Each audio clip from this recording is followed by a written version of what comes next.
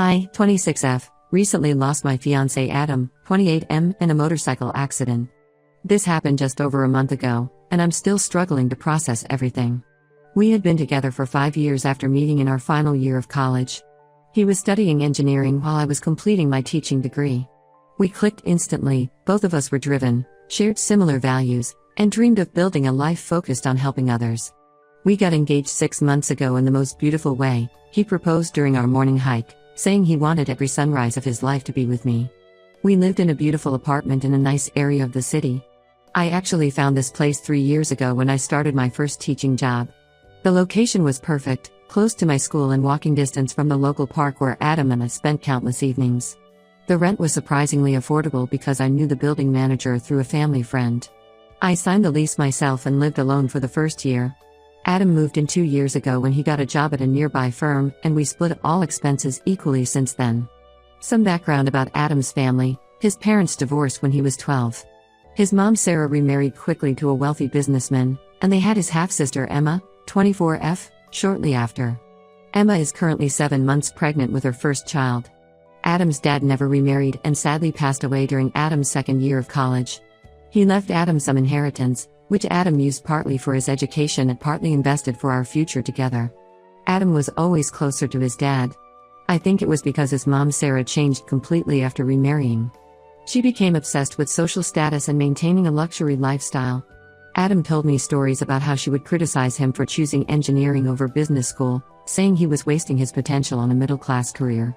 Emma, on the other hand, was groomed to follow in their stepdad's footsteps. She went to an expensive private university and now works at a prestigious finance firm, though from what Adam told me, her stepdad's connections played a big role in getting her that position. Sarah never approved of me. From the moment Adam introduced me at a family dinner 4 years ago, she made it clear I wasn't what she had in mind for her son. She would make subtle digs about my career choice, saying things like it must be so rewarding to be a teacher, even if the pay is barely above minimum wage, or Emma's bonus this quarter was probably more than your annual salary. Adam always defended me and maintained firm boundaries with his mom, which only made her dislike me more. Emma wasn't openly hostile like her mom, but she wasn't friendly either. She would exclude me from sister-in-law shopping trips and family events, only inviting me when Adam explicitly asked about me. When we announced our engagement, Sarah and Emma's congratulations felt forced. They didn't even offer to help with wedding planning, though they threw a massive party when Emma announced her pregnancy 3 months ago. After Adam's accident, everything changed. Sarah started visiting frequently, supposedly to check on me. At first, I thought she was trying to mend fences, united in our grief for Adam. I should have known better. Last week, Sarah showed up with Emma for one of these visits. After some awkward small talk about how I was coping, they dropped their real reason for coming. Sarah started talking about how this apartment must feel too big for just one person, and how Emma was struggling to find a suitable place to start her family. Then came the bombshell: they wanted me to give up the apartment to Emma and her boyfriend. Their justification? Since Adam was gone, I had too much space in what Sarah called their son's apartment, completely ignoring the fact that the lease was in my name. They said Emma needed a nice place before the baby came, and this apartment was perfect since she was familiar with the neighborhood. When I refused, saying I wasn't ready to move and this was my home with Adam, Sarah got angry. She accused me of being selfish, saying I was denying her grandbaby a good home. She even had the audacity to say Adam would have wanted his sister to have the apartment and you need a fresh start anyway. All these memories will only hold you back. I was shocked at their insensitivity. It had barely been a month since I lost the love of my life, and here they were, trying to take away our home. They kept pressuring me, saying Emma was too exhausted to apartment hunt while pregnant. Sarah even suggested I could stay temporarily while looking for a smaller place, as if she was doing me a favor by letting me stay in my own apartment. After they left, they started calling and texting constantly, sending other family members to reason with me.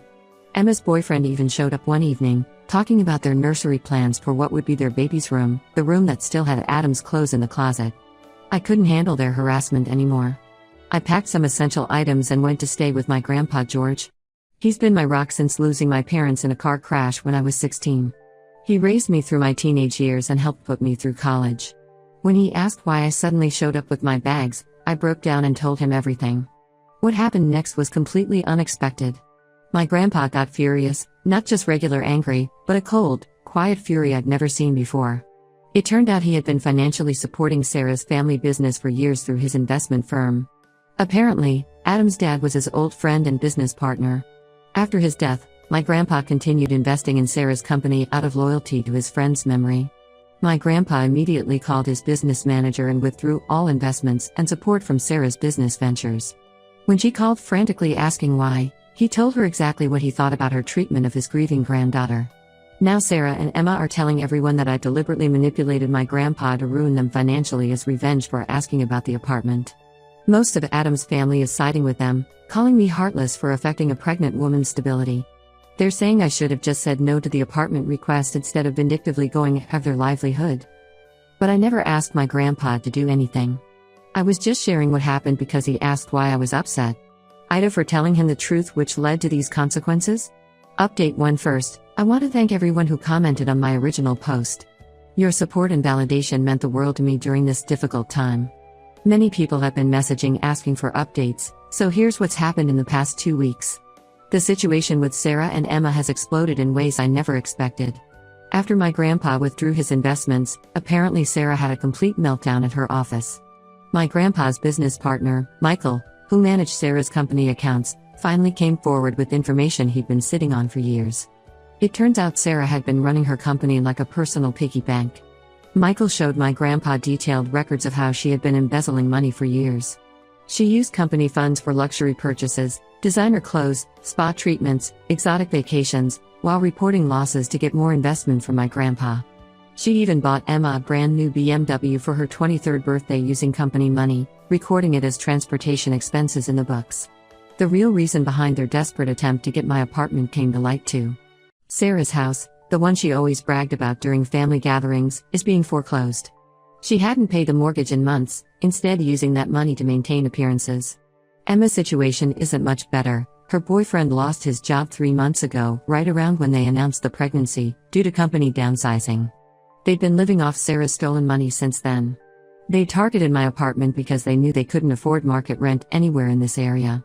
The average rent here is almost double what I pay, thanks to my connection with the building manager. They thought they could manipulate me into giving up my favorable lease by using Adam's memory against me. Michael revealed that Sarah had actually been planning this move even before Adam's accident. He overheard her telling Emma that they'd figure out a way to get that apartment eventually. When all this information started spreading through the family grapevine, the reaction was intense. Many relatives who initially sided with them changed their tune completely. Adam's cousins, who had been sending me angry messages about destroying a pregnant woman's security, started reaching out to apologize. Several of them shared stories about times Sarah had borrowed money from them with various excuses, never paying it back. Sarah tried to do damage control by posting a lengthy video on Facebook. She was crying throughout, claiming she was just a struggling single mom who made some mistakes trying to provide for her children. She said she only took small loans from the company during tough times, intending to pay everything back. According to her, I was being cruel by exposing her situation when she was just trying to help her pregnant daughter find a safe home. Her performance might have worked if Emma hadn't accidentally exposed their lies. While Sarah was playing the poverty card, Emma was still posting Instagram stories from expensive restaurants and designer boutiques. She even shared, and quickly deleted, a photo of herself shopping for a $3,000 crib, complaining that it was so hard to find good baby furniture these days. Adam's cousin Jessica screenshot everything before Emma could delete it and shared it in the family group chat.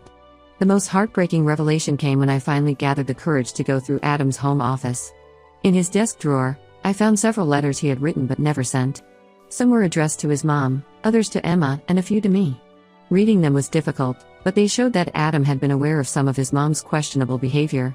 In one letter dated 2 months before his accident, he expressed serious concerns about his mom's business practices. He had noticed some irregularities when helping her with tax documents and had confronted her about it. She dismissed his concerns and accused him of not trusting her. Adam had actually started reducing contact with them in his final months, but he never told me because we were busy with wedding planning and he didn't want to add to my stress. This discovery hit me hard. I've been wondering if I should have noticed something was wrong, if I could have helped him deal with this burden. But as my grandpa reminded me, Adam made his choice to protect me, just as I'm now making my choice to stand up to their manipulation. My grandpa's legal team is conducting a formal investigation into Sarah's financial misconduct. They've already found evidence of tax fraud and misappropriation of investor funds. Sarah tried to negotiate last week, She sent a message through Emma's boyfriend offering to let me keep the apartment if we dropped the investigation. The audacity of offering me my own apartment as a bargaining chip just made my grandpa more determined to uncover everything. I'm still staying at my grandpa's house for now. The apartment feels too empty without Adam, but I'm not giving it up. Not because they want it, but because it's where Adam and I built our life together. Every corner holds memories of our love, from the coffee stains on the kitchen counter from our Sunday morning breakfasts to the slightly crooked shelf he installed in our bedroom. I'm not ready to let that go. Some family members are still telling me to show mercy because Emma is pregnant. But as one commenter on my original post said, being pregnant doesn't give you the right to steal someone's home or their money. I didn't ask for any of this to happen, but I'm not going to apologize for telling the truth either. I'll update again if anything significant happens. For now, I'm trying to focus on healing and honoring Adam's memory by standing up to the very people he was trying to protect me from. Update 2: It's been a month since my last update, and the situation has gotten even more complicated. The investigation into Sarah's business dealings revealed things that were worse than anyone expected, things that made me realize I never really knew my fiancé's family at all. The biggest revelation came when my grandpa's forensic accountants started digging into old financial records. Remember the inheritance Adam received from his dad? We discovered that Sarah had somehow maintained her position as a trustee on those accounts even after Adam turned 25, when she was supposed to be removed. She used this access to systematically steal money from her own son for years. The way she did it was calculated and cruel. She would make small withdrawals, just a few $1,000s at a time, then manipulate the statements Adam received to hide these transactions. Over 6 years, she had stolen nearly $200,000 from Adam's inheritance. The money we thought was safely invested for our future had been funding her luxury lifestyle all along. What makes this even more heartbreaking is finding evidence that Adam had started to suspect something was wrong in his final months. The accountants found emails where he had questioned his mom about some discrepancies, but she always had excuses ready, blaming bank errors or claiming she was moving money to better investment accounts. She even gaslit him by saying his dad would be disappointed in him for not trusting his mother to manage his money. But Sarah's theft from Adam was just the tip of the iceberg. My grandpa's investigation revealed she had been running a sophisticated Ponzi scheme through her company. She used his reputation and investment to attract other investors, promising high returns based on fake profit reports. She would pay early investors using money from new ones while pocketing most of the funds. When my grandpa withdrew his support, the whole house of cards started falling apart. Multiple investors have come forward with complaints, realizing their money is gone. Some of these people were friends of Adam's dad who invested because they trusted his widow. Sarah had exploited not just her son's inheritance, but also his father's relationships and reputation. Emma's involvement in all this became clear too, though not in the way we expected. Last week, she showed up at my workplace. She was obviously showing it 8 months pregnant now, and she used her condition to get sympathy from my coworkers who let her wait in my classroom after school. At first, she acted apologetic, crying about how she didn't know the extent of her mom's schemes. Then she dropped the real reason for her visit: blackmail. She claimed to have evidence that Adam was planning to leave me before his death. According to her, he had been unhappy and was looking for ways to break off our engagement. She threatened to release emails and messages that would prove this unless I convinced my grandpa to reinvest in their company and drop the investigation. I called her bluff immediately. I knew Adam better than anyone, and we had been planning our wedding just days before the accident. When I demanded to see this evidence, Emma broke down and admitted everything was a lie. She begged me not to tell anyone about her blackmail attempt because it would stress the baby. The desperation in her voice was pathetic. She really thought she could manipulate me with fake threats about the one person who had always been honest with me. The day after Emma's failed blackmail attempt, Sarah and Emma disappeared. They abandoned their luxury cars at the airport, leaving behind a mess of unpaid bills and angry investors. Adam's Aunt Nancy called me yesterday to say she'd found boxes of Adam's childhood photos and memorabilia in Sarah's house, things she had kept from us claiming they were lost during their moves. Nancy brought everything to me, including Adam's baby albums and his dad's old journals.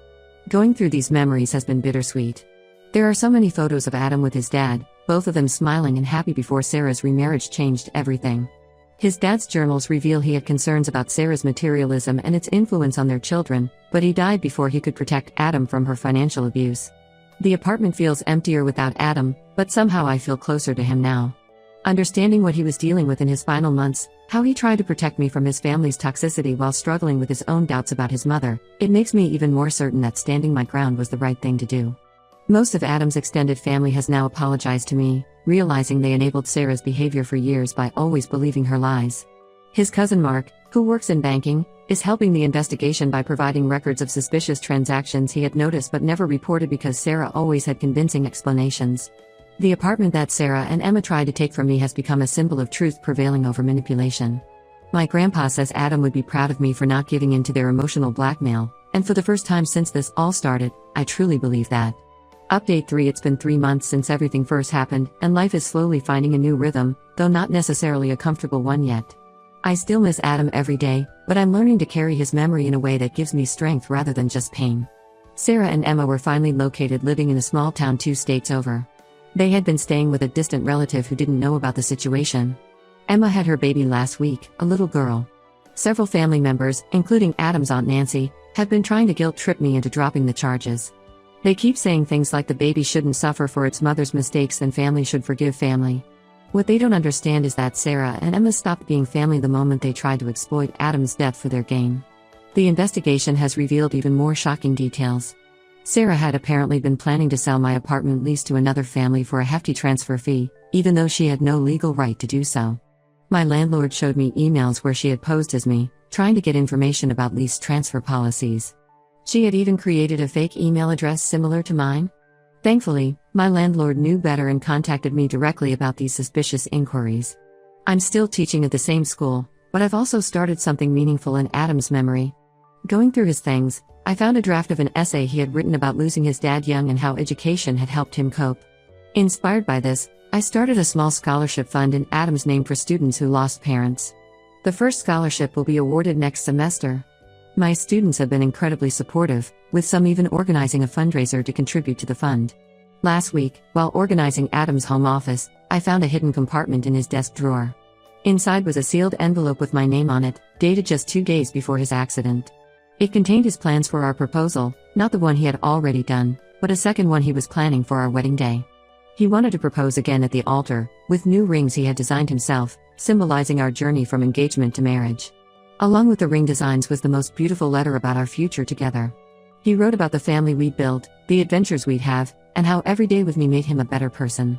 The letter hit me hard, but it also gave me strength. Adam wrote about how much he admired my integrity and strength of character, the very qualities that helped me stand up to his family's manipulation. He knew who I was, and he loved me for exactly that person. My grandpa helped me install security cameras after some of Sarah's relatives started showing up unannounced to harass me. Last month, Emma's boyfriend tried to break in when he thought I wasn't home. The cameras caught everything, and now he's facing additional charges. I've been thinking about moving eventually, not because they pressured me, but because I might be ready for a fresh start soon.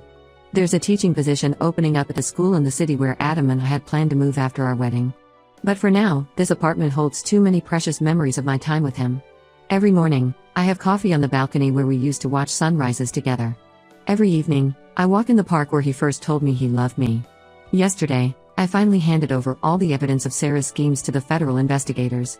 Some people think I'm being too harsh by cooperating with the investigation, but as Adam wrote in his final letter to me, sometimes the kindest thing you can do is let people face the consequences of their actions. His words guide me still. Sarah recently tried to reach out through her lawyers, offering a settlement if I'd testify in her favor. I declined. No amount of money could make me dishonor Adam's memory by helping cover up his mother's crimes. My grandpa says I'm stronger than he ever imagined, but I think I'm just trying to be the person Adam always knew I could be.